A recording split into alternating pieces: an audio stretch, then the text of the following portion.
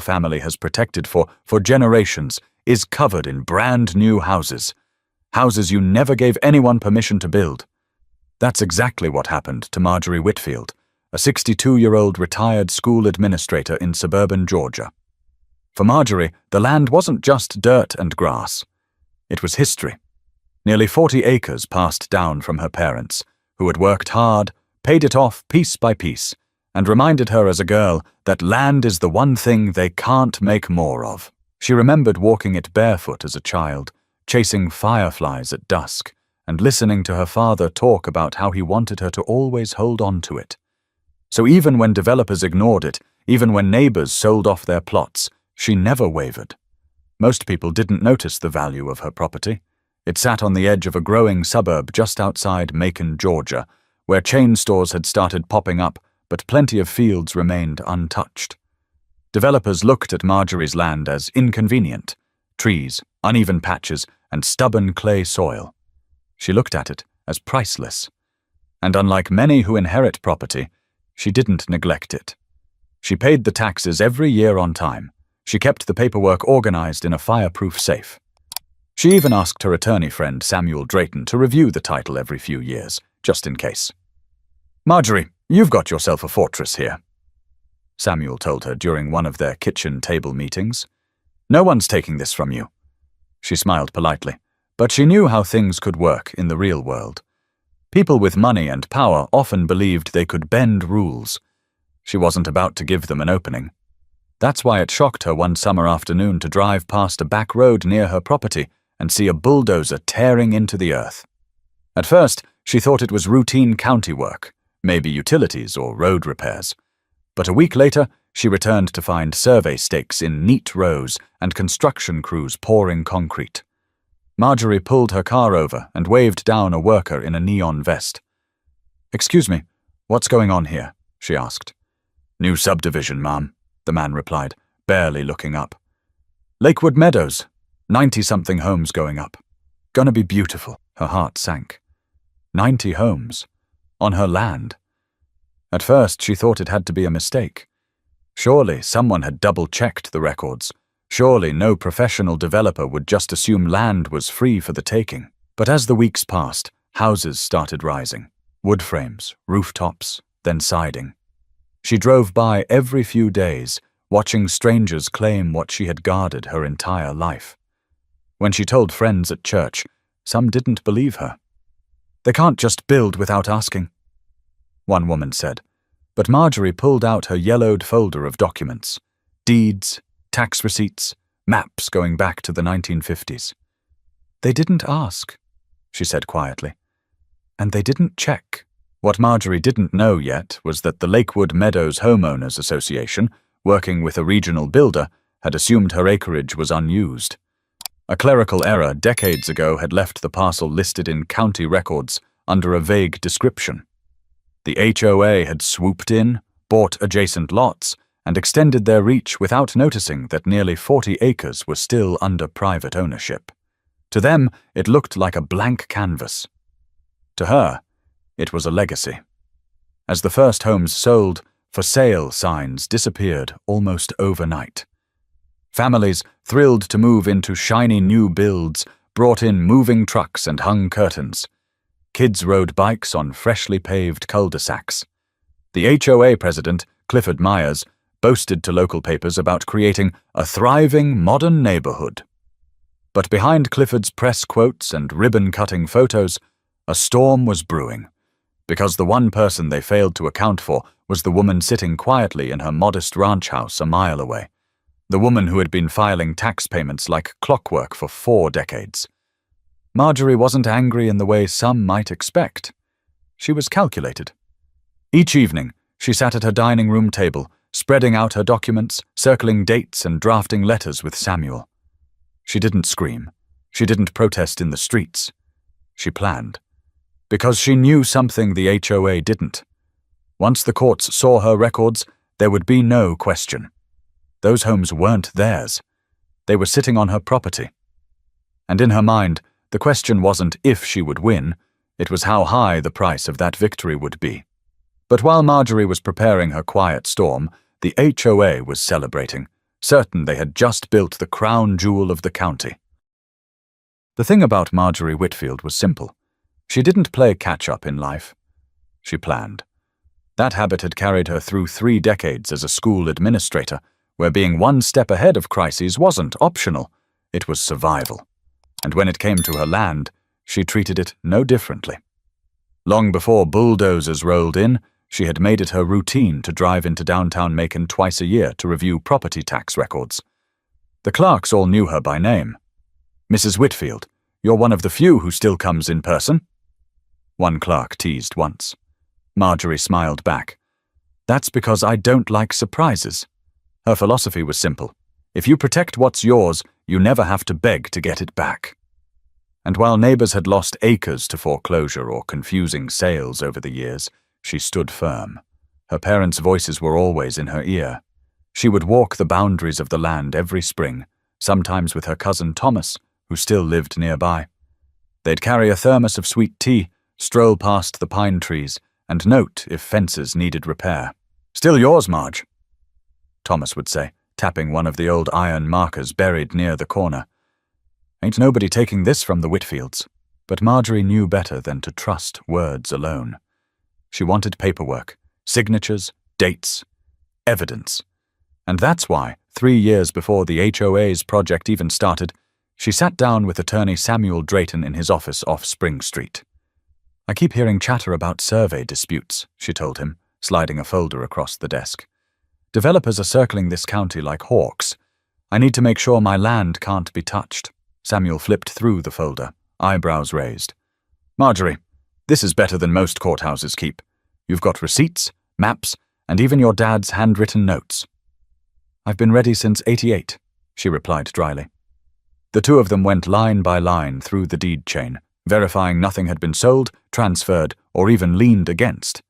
Samuel updated her will to reflect the land and filed a quiet title action just to ensure the court reaffirmed ownership. It was, as he said, belt and suspenders lawyering. That move would prove to be the very thing that saved her later. Because when the HOA's development crossed her boundary, there was already a clear, court-recognized paper trail with her name on it. Meanwhile, the HOA's leadership, people like Clifford Myers, the proud, sharp-tongued president, saw her as invisible. They drove past her ranch home and barely gave it a second thought. To them, she was just another retiree with too much grass to mow. They couldn't have been more wrong. One afternoon, as Marjorie and Samuel sat at her dining room table, he laid out the possibilities. "They'll probably argue ignorance," he said. "Say it was a mistake, some oversight in the county files." Marjorie stirred sugar into her tea. "Ignorance doesn't move a bulldozer," she said flatly. Samuel leaned back. "You understand what this means, right? Once these families move in, the stakes get higher. This isn't just about money. It's going to turn emotional. People will see you as the villain, even though you're the rightful owner." "I've been painted worse," she said. "They'll see the truth in court." Her calmness surprised even him. But it wasn't the calm of someone disengaged. It was the stillness of a woman sharpening her sword before battle. When construction picked up pace, Marjorie didn't shout. She documented. She snapped photos from public roads. She marked down dates. She even videotaped one day as trucks rolled in, concrete poured, and "sold" signs hammered into the ground. She kept it all in a neatly labeled binder. Evidence. Lakewood Meadows. Her cousin Thomas asked her once why she wasn't making a scene. "Why not chain yourself to a tree or call the local news?" He pressed. "Because they expect noise," she replied. "Noise fades, paperwork doesn't." And with every week that passed, her case grew stronger. The irony was brutal. While the HOA toasted their success, the woman they had disregarded had already laid the groundwork to dismantle them. Her property taxes were current to the penny. Her title had been reaffirmed by a judge. Her lawyer was briefed. And her evidence binder was so detailed it could have doubled as a construction log. The trap wasn't built overnight. It was crafted slowly, deliberately, over years of vigilance. They thought she was just a quiet retiree living out her days. In reality, she was the one person in the county they should have feared. But while Marjorie fortified her defenses, the HOA was busy expanding their dream, believing they had secured the land of opportunity without realizing they'd built straight into someone else's fortress. For the Lakewood Meadows Homeowners Association, the project was supposed to be their crown jewel, the suburban dream, rows of identical rooftops shining under the Georgia sun, manicured lawns stretching down to cul-de-sacs, and a swimming pool in the center to tie it all together. They weren't just selling houses, they were selling status, community, the image of "you've made it." And no one was more vocal about that vision than Clifford Myers, the HOA president. Clifford was in his late 50s, broad-shouldered, with salt and pepper hair and a knack for charming developers at luncheons. He had built his reputation on getting things done, even if it meant cutting corners. "We're not just building homes," Clifford told the local paper at a ribbon-cutting event. "We're building a legacy neighborhood, something people will remember as a model of progress." The audience clapped politely. Cameras clicked, and behind the scenes, Clifford and his board were already negotiating with Hanover Construction, a mid-sized builder eager to expand in Bibb County. The pitch was simple.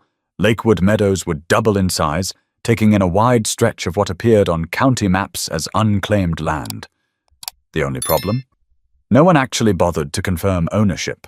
A junior project manager at Hanover raised the issue in a meeting, flipping through faded county plats. "Looks like parcel 1467 still has a name attached." "Whitfield." Clifford waved it off.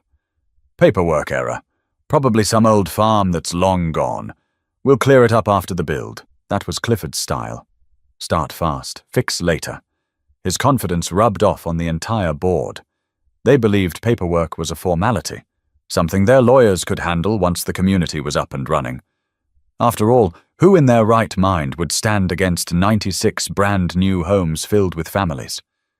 The ambition wasn't just about housing. Clifford and the board saw dollar signs. A bigger community meant higher HOA dues, more power, and personal recognition. Local banks lined up to back the project. Real estate agents bragged about Phase 2, and Hanover Construction kept its crews running 6 days a week to stay on schedule. To outside eyes, it looked unstoppable. Bulldozers cleared trees, surveyors pounded stakes, foundations appeared like teeth across the land.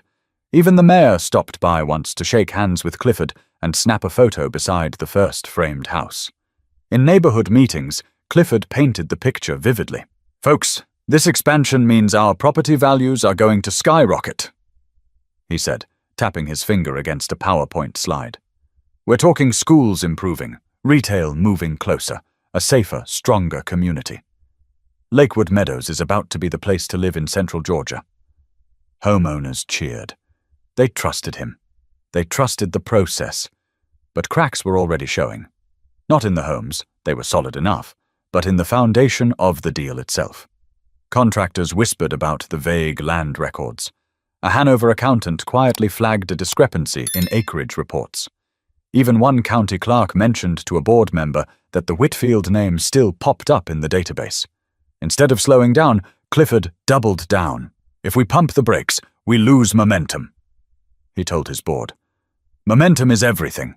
Families are ready to buy, and we're not going to scare them with technicalities." His words carried weight. By fall, half the homes were under contract. By winter, moving trucks were unloading sofas and flat-screen TVs. Kids were racing around in driveways. Holiday wreaths hung on brand-new doors. To the families, it was paradise. But ambition often blinds. And in this case, it blinded everyone inside the HOA boardroom. They believed they were too big to fail. They believed if ownership issues ever surfaced, they could settle cheaply. A payout here, a quiet deal there. After all, what retiree would want to go up against a machine like theirs? At one HOA mixer, Clifford bragged to a group of new residents about how smoothly the project had gone. "Land's land," he chuckled, holding a plastic cup of wine. "Half the time it's tied up in red tape. We just cut through it. That's how you make progress." The families laughed, some uncomfortably, others admiring his boldness. But in that moment, one truth became clear. Clifford wasn't just ambitious. He was reckless. Because while he raised his glass and celebrated growth, he had no idea that just a mile away, Marjorie Whitfield sat with her binder of evidence, watching everything. To Clifford, she was invisible. To her, he was writing the opening chapter of his downfall. But Clifford's blind ambition wasn't just going to cost him. It was about to drag 96 unsuspecting families into a nightmare they never saw coming. By the time the first houses in Lakewood Meadows were halfway finished, Marjorie Whitfield had stopped driving past with casual curiosity.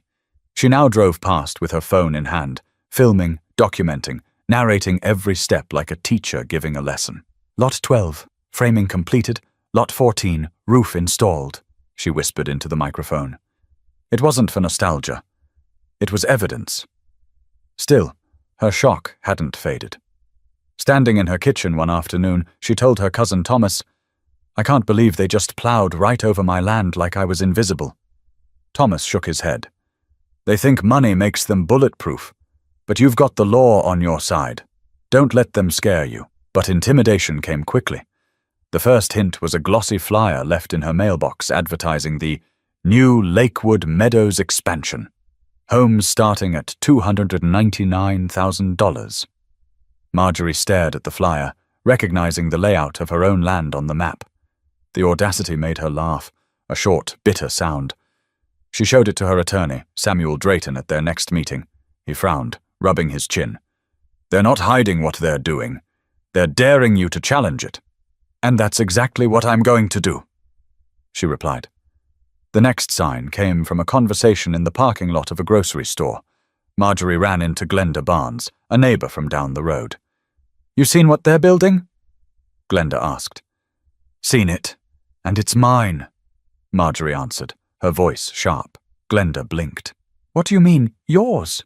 "That land. They're building on my inheritance. They just didn't bother to check." Word started spreading, at first as whispers. A woman at church asked if it was true she was suing the new subdivision. A deacon told her she should just take the money and walk away. But Marjorie wasn't looking for fast cash. She wanted justice. Her first official step was sending a cease and desist letter drafted by Samuel. The HOA received it on a Friday morning. Clifford Myers, the president, read it and laughed. "This woman thinks she's going to scare us with paperwork," he told the board. "She doesn't have the resources to fight us." He tossed the letter aside, confident it would go nowhere. But Marjorie wasn't bluffing. Samuel filed suit within weeks, attaching every document she had meticulously saved. The complaint landed on the HOA's desk like a hammer. Property deeds, tax receipts, boundary maps, even a copy of her parents' probate records showing the land's transfer decades earlier. Clifford still didn't take it seriously. "It'll get tossed," he told Hanover Construction at their next meeting. These cases always do. What he underestimated was how thorough Marjorie had been. She wasn't some panicked retiree throwing mud at the wall. She had prepared for this moment long before they ever broke ground. Meanwhile, the first families started moving into their new homes. Moving trucks rumbled through the streets, kids unpacked bikes, parents planted flowers in front yards. They had no idea that their dream homes were sitting on a fault line of ownership that could crack wide open at any moment. One new homeowner, Victor Ramirez, remembered overhearing two workers argue near his driveway. "I'm telling you, this land isn't clean," one said. "There's a Whitfield name still on the file." The other worker shrugged. "Doesn't matter. Houses are sold already." Victor brushed it off at the time, but it would come back to haunt him. Back at Marjorie's house, the tension grew heavier. She and Samuel strategized almost daily, poring over responses from the HOA's attorneys. They weren't denying the land was hers outright. They were trying to argue that her claim was outdated, that she hadn't actively used the property. Samuel smirked when he read it. "They're desperate. This won't hold."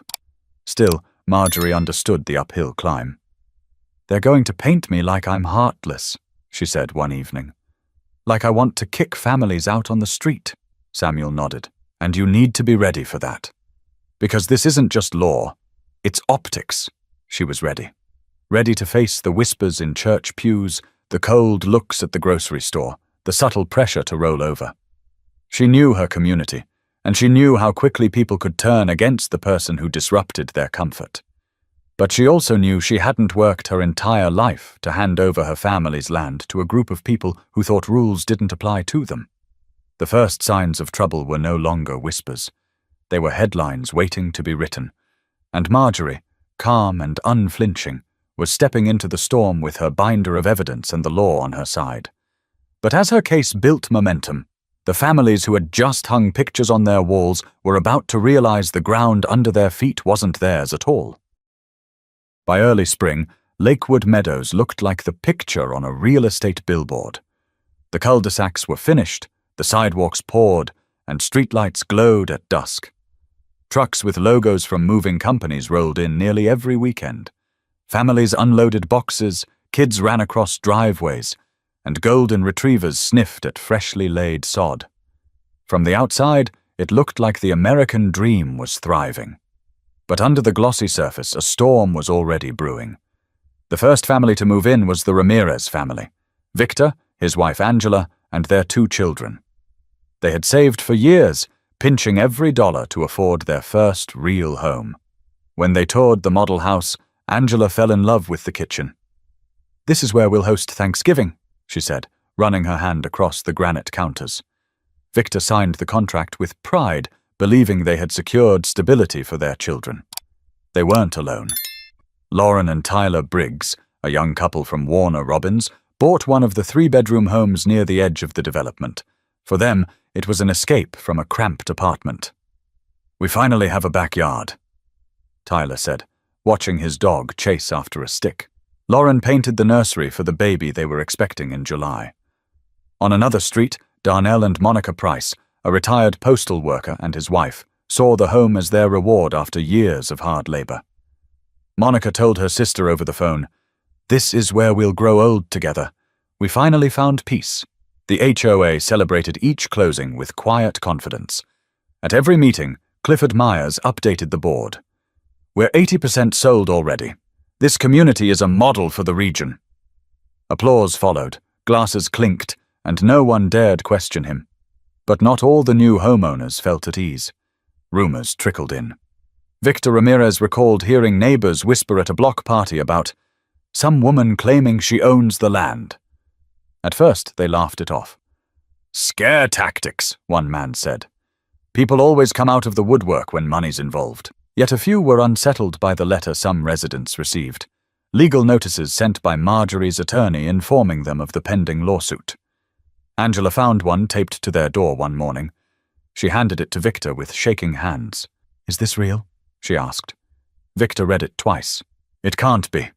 They wouldn't sell us a house on land they don't own." But the pit in his stomach said otherwise. Meanwhile, Marjorie drove through the subdivision one Sunday afternoon, watching kids pedal bikes down streets named after trees that had once grown there. Her land was now covered in vinyl siding and mailboxes. She felt no joy, only a deeper resolve. She didn't hate the families, she pitied them. They were victims of someone else's arrogance, but they weren't her responsibility. The HOA and Hanover Construction had created this mess. At the same time, tension grew at homeowners' gatherings. Clifford stood at the head of the clubhouse one evening, addressing worried residents. "I want to put your minds at ease," he said, smiling confidently. "Yes, there's a woman making claims about the property, but our attorneys assure us there is no merit. You have nothing to worry about." A man in the back raised his hand. "But what if she wins?" "She won't," Clifford shot back. "And even if she tries, the county won't let 90 families lose their homes. Trust me, we're solid." The reassurance quieted some, but not all. A few homeowners started Googling Marjorie's name. They found her decades of clean tax records, her parents' probate filings, even old news clippings showing her family pictured on the land. The realization set in. This wasn't some random woman stirring up drama. This was the rightful owner. Angela Ramirez sat at her kitchen table one night, whispering to Victor, "What if everything we've worked for disappears? What if we're squatting and don't even know it?" Victor clenched his jaw. "I'll fight before I let that happen. But if this is true, then we bought into a lie." By summer, Lakewood Meadows looked alive on the surface. Children chasing sprinklers, mail carriers making their rounds, lawn-mowers buzzing on weekends. But beneath the cheer, there was anxiety. Homeowners carried quiet doubts, wondering if the ground beneath them truly belonged to them at all. For Marjorie, every sold sign she passed confirmed the strength of her case. The more homes built, the more expensive the mistake. And she had every receipt, every document, every map needed to prove it. But while families unpacked their boxes and Clifford smoothed over concerns, the lawsuit was gaining speed. And soon, none of them would be able to pretend the land was theirs. The moment the first homeowner received a legal notice, the Lakewood Meadows HOA realized Marjorie Whitfield wasn't bluffing. She was coming for them. And she wasn't alone. Her attorney, Samuel Drayton, filed the lawsuit in Bibb County Superior Court with meticulous precision, attaching nearly 4 decades of property records. It wasn't just paperwork. It was a timeline of stewardship that no judge could ignore. Marjorie herself never delivered the news with fireworks. She didn't storm the HOA office or plaster signs across her yard. Instead, she moved quietly, deliberately, as though she had been rehearsing this confrontation for years. And in many ways, she had. One evening at her dining table, she and Samuel reviewed the first set of responses from the HOA's lawyers. The thick packet sat between them, filled with legal jargon and dismissals of her claim. "They're leaning on technicalities," Samuel said, flipping pages. "They're trying to argue you abandoned the land. That's their whole strategy." Marjorie raised an eyebrow. "Abandoned? I paid those taxes every year while they were throwing parties." She wasn't wrong. Samuel pulled out her stack of receipts and smiled. "This right here will shred their argument." Word of the lawsuit spread quickly among the homeowners. At first, many thought it was an exaggerated rumor, but then a few began receiving letters addressed to occupant, warning that their homes might be subject to future legal action. Panic bubbled beneath the surface. Angela Ramirez called Marjorie one afternoon after finding her number online. "Mrs. Whitfield, I'm not against you. But what does this mean for us? Are we going to lose our home?" Marjorie paused, her voice steady. "Angela, you should never have been put in this position. I don't want to hurt families, but I can't let the HOA steal from me. This fight isn't with you, it's with them." Angela exhaled shakily. "I believe you. I just don't know how we'll survive if this all falls apart." The more homeowners learned, the more pressure mounted on Clifford Myers and his board. At an HOA meeting, voices grew sharp. "You told us everything was fine," shouted one man. Clifford raised his hands. "It is fine. This is one woman trying to extort us." "She has the deeds!" Another resident yelled back. "I looked them up myself." The room erupted, and Clifford's confident veneer cracked for the first time. Behind closed doors, Hanover Construction grew restless too. Their legal counsel warned Clifford that if Marjorie's claim held, every home they built could be tied up in court. Investors started pulling back. Realtors grew quiet. The Golden Project was beginning to rot from the inside. Marjorie, meanwhile, felt a calm determination. For decades, people had underestimated her because she kept to herself, because she wasn't loud. But she understood something about power. Real power didn't shout. It built quietly until it couldn't be ignored. Samuel encouraged her to stay measured. "You're winning this on paper, Marjorie. Don't get dragged into theatrics." She smiled faintly. "I don't need theatrics. I just need the truth." Still, the pressure wasn't only on the HOA. Marjorie began receiving anonymous letters in her mailbox. One read, "You're ruining families. Drop the case." Another said, "You'll regret this." She showed them to Samuel, who frowned but told her not to be rattled. "This is their fear talking," he said. "Fear means we're closing in." At church, a few people avoided her pew. Some whispered that she was greedy, others said she was heartless. She prayed quietly, holding her head high. If they only knew the whole story, she thought. What kept her steady was remembering her parents' sacrifices. The long hours her father worked at the mill, the way her mother stretched pennies just to keep the land taxes paid. To let it all be erased by arrogance? That was unthinkable. The lawsuit wasn't just about her. It was about legacy, respect, and standing up when others expected silence.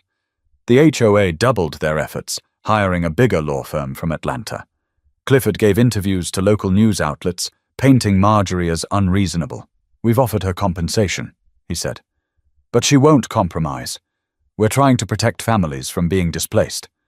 Marjorie saw the clip on television and shook her head. "Compensation?" she muttered. "They never offered me a dime." The lies only steeled her resolve. She had spent her life teaching children that honesty mattered, that actions had consequences.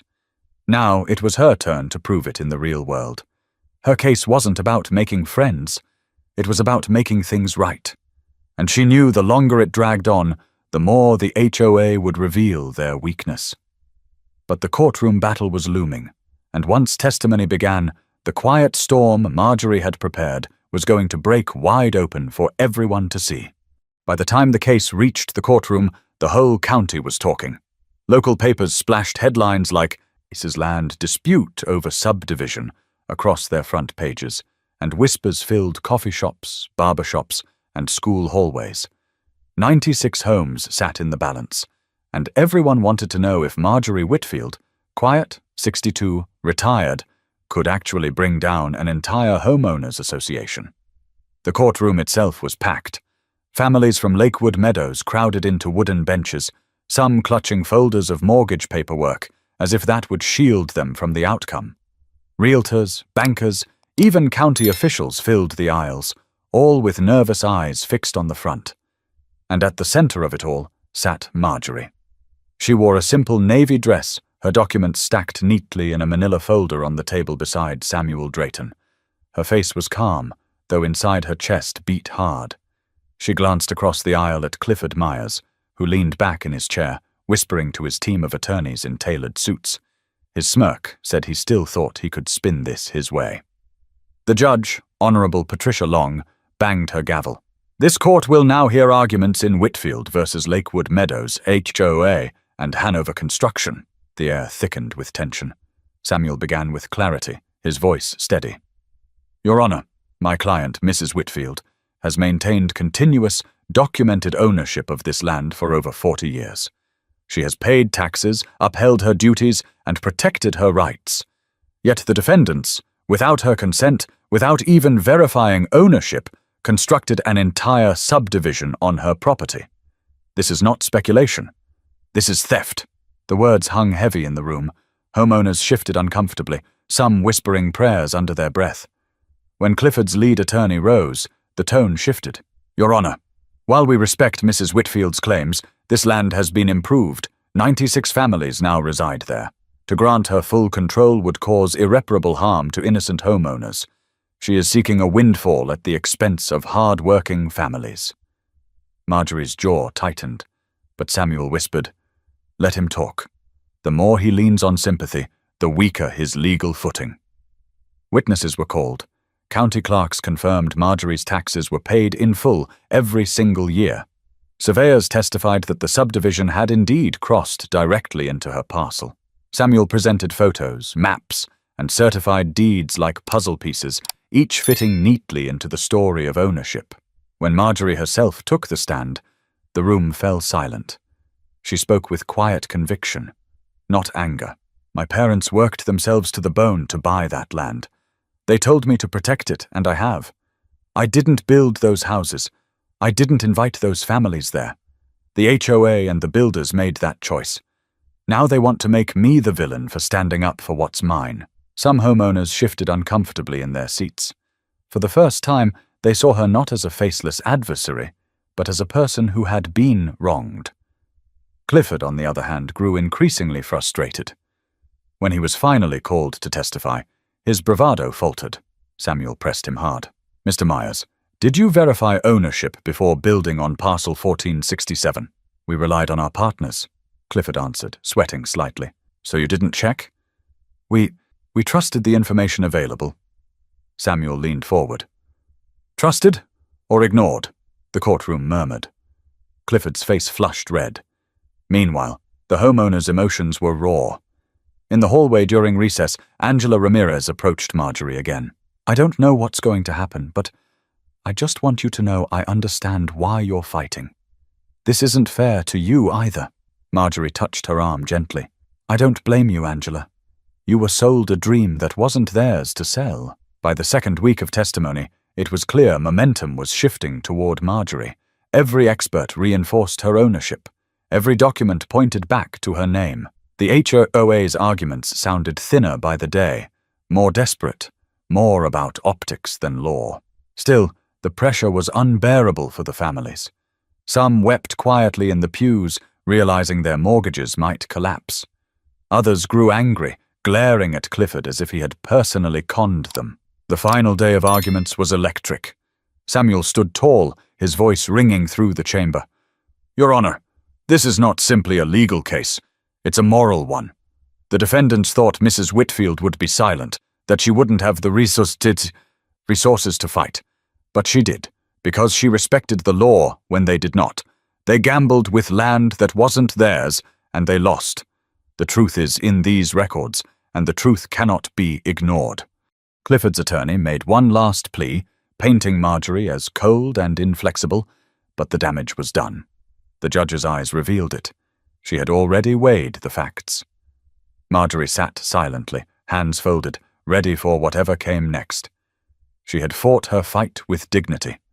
But as the court prepared to deliver its verdict, the families outside those walls were bracing themselves for the shock of their lives, because someone's dream was about to be shattered. The verdict wasn't even in yet, but the weight of the lawsuit was already crushing the families of Lakewood Meadows. It started with small cracks, conversations whispered in kitchens, mortgage payments suddenly feeling heavier, trust in the HOA evaporating like morning dew. Victor and Angela Ramirez sat at their dining table night after night, the letter from Marjorie's attorney still in a drawer they couldn't bring themselves to throw away. "What if the judge rules against us?" Angela whispered one evening. Their kids were asleep upstairs, unaware their home could vanish with a stroke of a pen. Victor stared at his calloused hands. "Then we fight for compensation. We didn't build this. We're victims too." The Briggs family felt it in another way. Lauren, 7 months pregnant, burst into tears after reading an article in the Macon Telegraph about the lawsuit. "What if we bring our baby home and then they tell us we don't even own this place?" she sobbed. Tyler held her, but the fear in his eyes betrayed his words. "It'll work out, babe. It has to." At neighborhood gatherings, tension boiled over. The once celebratory HOA meetings turned into shouting matches. Residents demanded answers from Clifford Myers. "You told us everything was fine," one homeowner shouted. Clifford raised his palms. "It is fine. This is legal wrangling, nothing more." "Legal wrangling?" Another woman snapped. "My entire retirement is tied up in this house." Clifford's confidence had slipped. No longer the untouchable leader, he now stumbled over words, sweating under the fluorescent lights of the clubhouse. Hanover construction representatives stopped showing up altogether, leaving Clifford to absorb the anger alone. Some families turned on Marjorie, blaming her for their nightmare. One evening, as she walked to her mailbox, a man in a baseball cap shouted from a passing car, "You're destroying lives, lady." The words stung, but she refused to show it. Later, sitting with Samuel, she admitted, "They see me as the enemy, but the real enemy is the one who sold them false promises." Others began to see her side. Angela Ramirez defended her at a community gathering, saying, "She didn't trick us. Clifford did. She's protecting what's hers, and we'd all do the same." The room fell quiet, but the divide was clear. Half the community simmered with resentment toward Marjorie, while the other half simmered with rage at Clifford. Financial fallout came swiftly. Banks grew hesitant to approve new mortgages in the subdivision. Realtors pulled listings, fearing lawsuits from buyers. Property values froze, then dipped. Families who had stretched every dollar to move in suddenly found themselves trapped in homes they might never be able to sell. The stress weighed heavily on marriages and friendships. Tyler Briggs confided in a neighbor that he and Lauren were arguing constantly. "She wants to run. I want to fight. Neither of us sleeps." Darnell and Monica Price, the retired couple, felt betrayed more than anything. Darnell, once a calm man, now seethed as he paced his porch.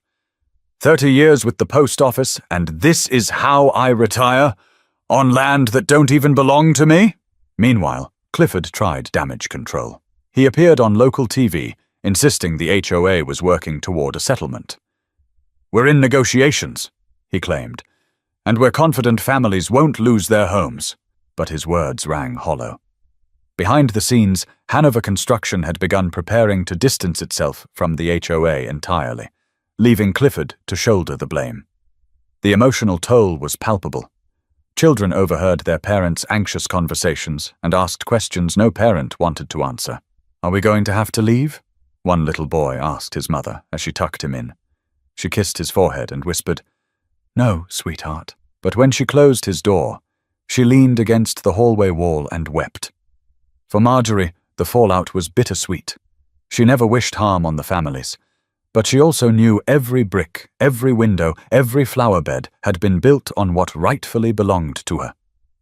"They shouldn't be angry with me," she told Samuel one night. "They should be angry with the ones who gambled with their lives." Samuel nodded. "And that's what the court will soon make clear. But you should prepare yourself. No matter the ruling, people will blame you. Because blaming the truth is easier than facing who actually failed them. The families of Lakewood Meadows were caught in a trap they hadn't built, but they were living in its jaws. And as each day ticked by, their anger, confusion, and fear grew heavier.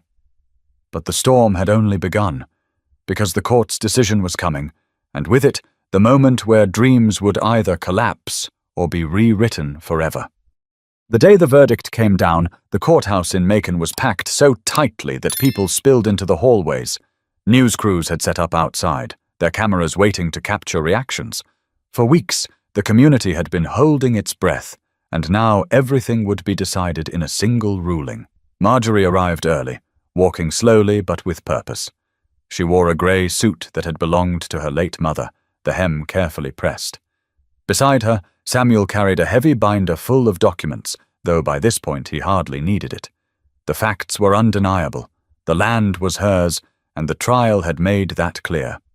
Still, Marjorie prayed silently as she sat down, not for victory, but for strength to carry whatever came next. Across the aisle, Clifford Myers looked pale. His usual bravado was gone, his tie loosened as he whispered frantically to his lawyers. The weeks of testimony had taken a toll. Homeowners who once cheered his leadership now glared at him openly. Even Hanover Construction had distanced itself, refusing to appear in the final hearings. Clifford was isolated, the weight of 96 families pressing down on his shoulders. Judge Patricia Long entered the courtroom, her expression unreadable. She adjusted her glasses, shuffled her papers, and began to speak. After reviewing the evidence presented, this court finds that the plaintiff, Mrs. Marjorie Whitfield, has maintained uninterrupted ownership of the disputed property for more than 40 years. Taxes have been paid, deeds recorded, and title reaffirmed. The construction of Lakewood Meadows on her land was conducted without her consent or knowledge. A ripple moved through the room, gasps, whispers, a muffled sob. Judge Long continued, her voice firm. Therefore, the court recognizes Mrs. Whitfield as the rightful owner of the property on which the Lakewood Meadows subdivision was built. The words dropped like thunder. Some homeowners cried openly. Lauren Briggs clutched her belly and wept into Tyler's shoulder. Victor Ramirez dropped his face into his hands. Monica Price stared straight ahead, her lips trembling. To them, it felt like their world had collapsed. But for Marjorie, it was vindication. She closed her eyes briefly, whispering, "Mama, Daddy, we did it." The judge, however, wasn't finished. As for remedies, the matter of compensation must be determined through further proceedings. Hanover Construction and the HOA are liable for damages. Homeowners will not be immediately displaced, but their residency is contingent on resolution between the defendants and Mrs. Whitfield.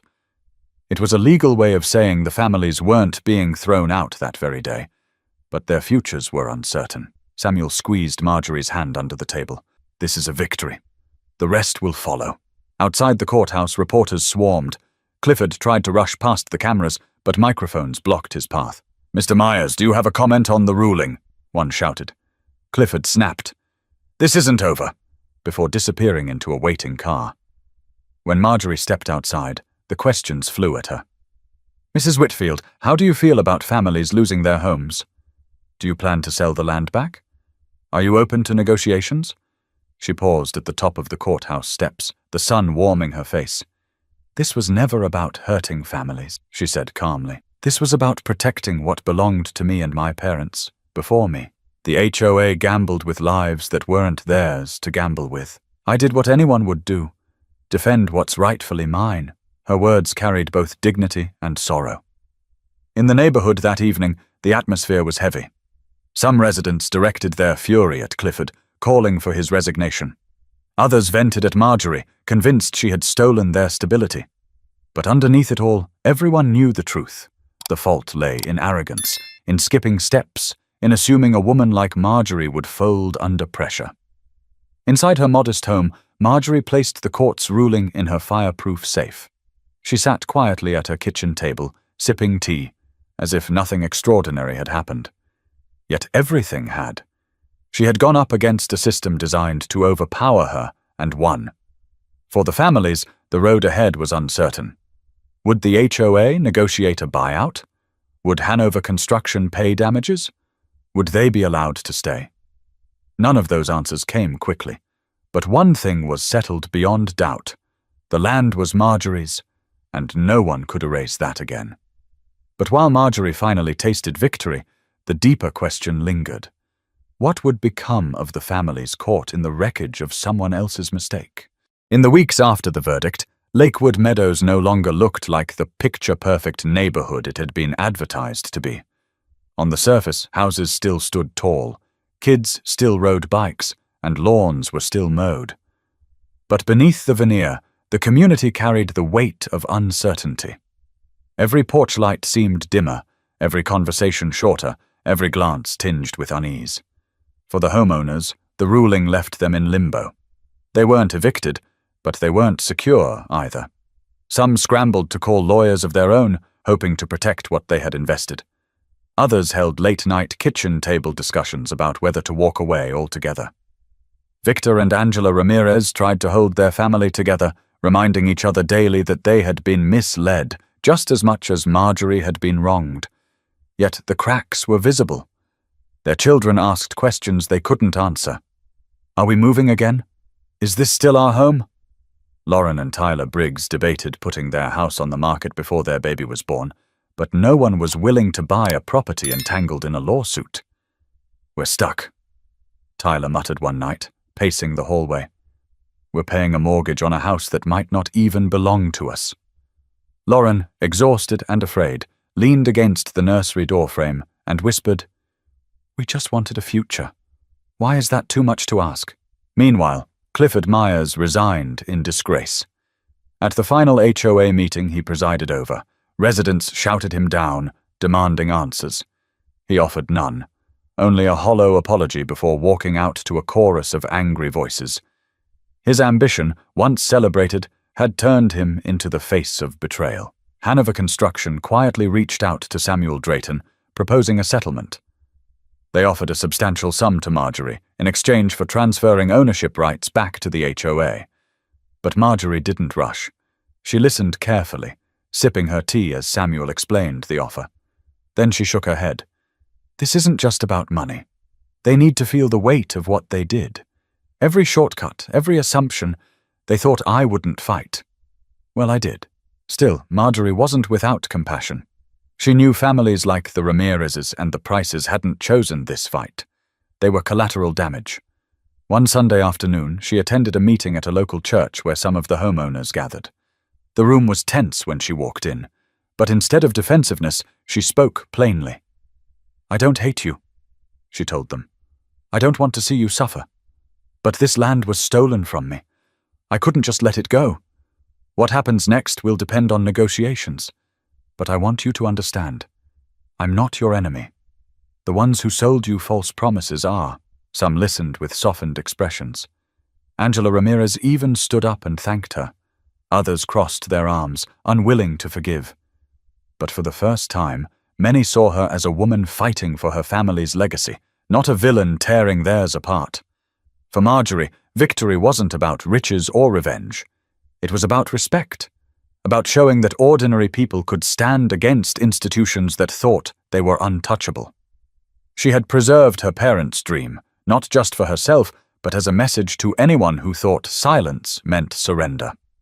The lesson was clear. When you underestimate someone's resolve, you invite consequences you can't control. The HOA built 96 homes on someone else's land, confident they could bully their way through. Instead, they walked directly into a trap set not by malice, but by vigilance. Weeks later, as Marjorie walked her property line with cousin Thomas, she paused by one of the old iron markers that had been there since her childhood. "Daddy told me to never let this go," she said softly. Thomas nodded, his voice thick. "You honored him. You honored both of them." In the distance, the rooftops of Lakewood Meadows gleamed in the sun. For Marjorie, they weren't symbols of defeat. They were reminders that patience, persistence, and truth had carried her through. She had been underestimated, ignored, and insulted. But she had not been defeated. For the families, the road ahead remained uncertain. Negotiations would drag on, settlements would be fought over, and some might never fully recover the trust they lost. Yet even in their pain, there was a lesson. Shortcuts in life often leave scars, and trusting the wrong leaders can come at the highest cost. Marjorie's story became more than a lawsuit. It became a parable whispered in the county and beyond. It was about land, yes, but deeper than that, it was about dignity, about standing tall when others expected you to bow. And that is where the story leaves us, with a reminder that strength doesn't always shout, and justice doesn't always come quickly. But when it comes, it is undeniable. If you want more stories like this, real stories that remind us of resilience, courage, and truth, don't forget to subscribe, because sometimes the battles we overlook are the ones that teach us the most.